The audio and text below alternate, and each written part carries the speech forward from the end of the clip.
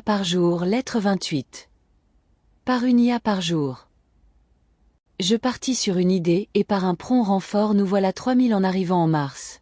Ce cap j'étais loin de l'imaginer en lançant cette lettre en septembre, il s'est construit semaine après semaine, samedi après samedi, avec et grâce à vous.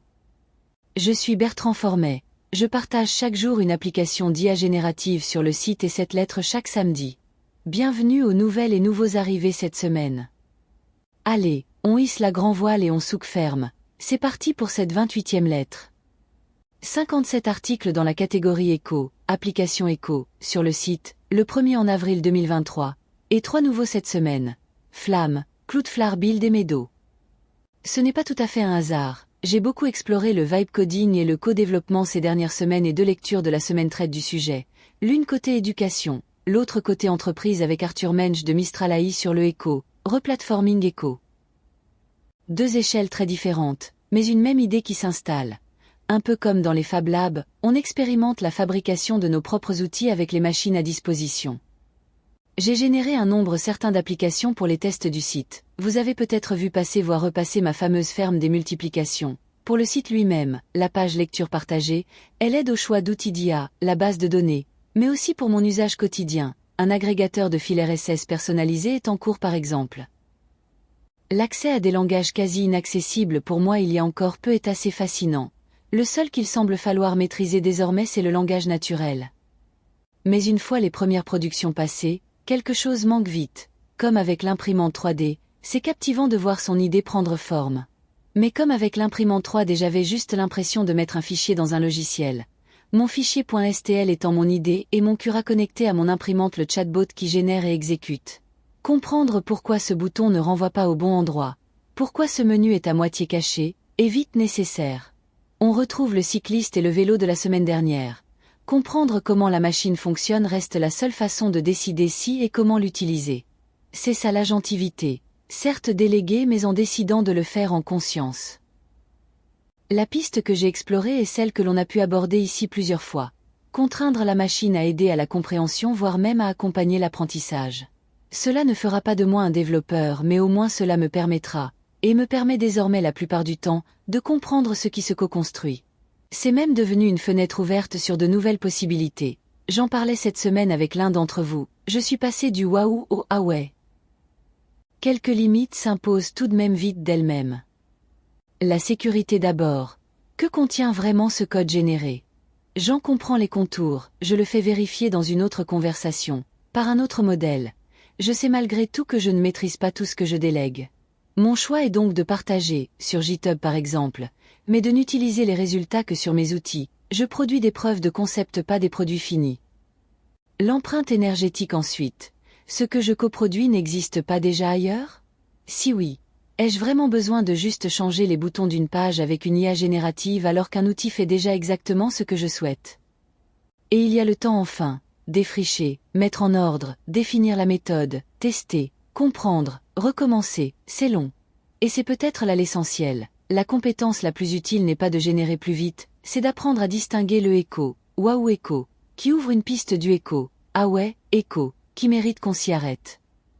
Le écho, waouh écho, est une bonne porte d'entrée. Mais c'est certainement le écho, ah ouais, écho, qui fait de nous autre chose que des spectateurs. Les applications de cette semaine génèrent des applications, analysent des données, interrogent des PDF, créent des quiz et produisent des scènes 3D. Flamme pour générer des applications à partir d'une instruction, avec hébergement intégré et base de données incluse. https://www.tunepergeaf/flames. iPDF Reader pour résumer des documents PDF et les interroger via un chatbot, sans compte et sans limitation repérée. https://www.tunepergeaf/re-pdf-reader. Pandada pour analyser des données et conduire des recherches complexes, avec outils de nettoyage, compilation de fichiers et export en Markdown ou PDF. https://www.tunepergeaf/pandada. Trivia Pixel pour générer des quiz à partir d'un thème, en solo ou en mode compétition, avec 3 niveaux de difficulté et jusqu'à 20 questions. https://www.trivia-pixel. Cloudflare Build pour générer des applications à partir d'instructions, avec débogage intégré et publication directe. https://www.duonopagia.for/cloudflare-build. Intangible pour transformer une image en scène 3D, avec export en photo ou vidéo via plusieurs modèles au choix. https://www.duonopagia.for/intangible. Medo pour générer des applications à partir d'une instruction, avec 2 modes de génération, édition du cahier des charges avant le code, et hébergement. https://www.duonopagia.for/meadow.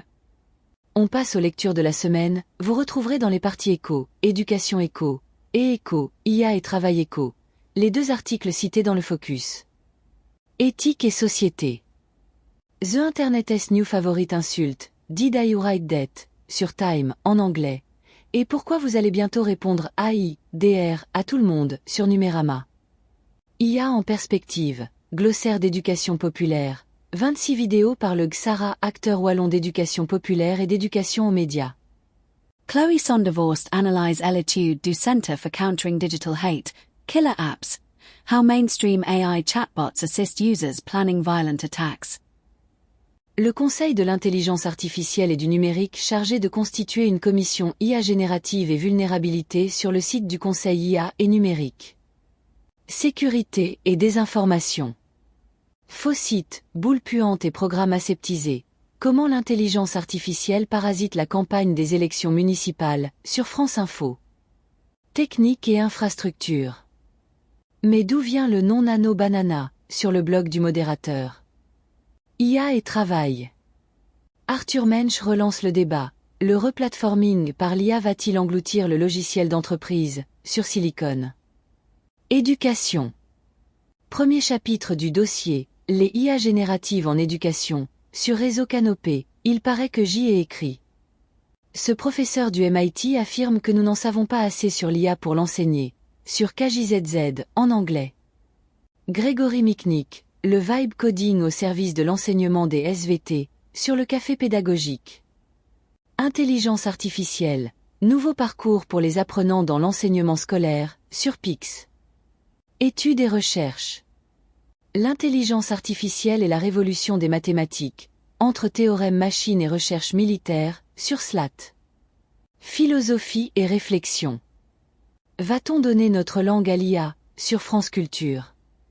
Alexandra Coutelet sur LinkedIn, partage les réflexions d'Ethan Mollick sur le passage du chatbot à l'agent autonome.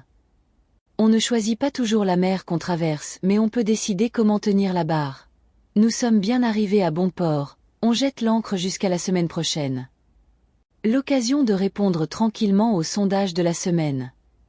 Vous pouvez aussi laisser un commentaire ou m'écrire sur contact@uneaparjour.fr et les réseaux. Je vous donne rendez-vous la semaine prochaine, même lieu et, presque, même heure. Parce qu'une IA par jour, c'est un article quotidien sur uneaparjour.fr et une lettre chaque samedi directement dans votre boîte.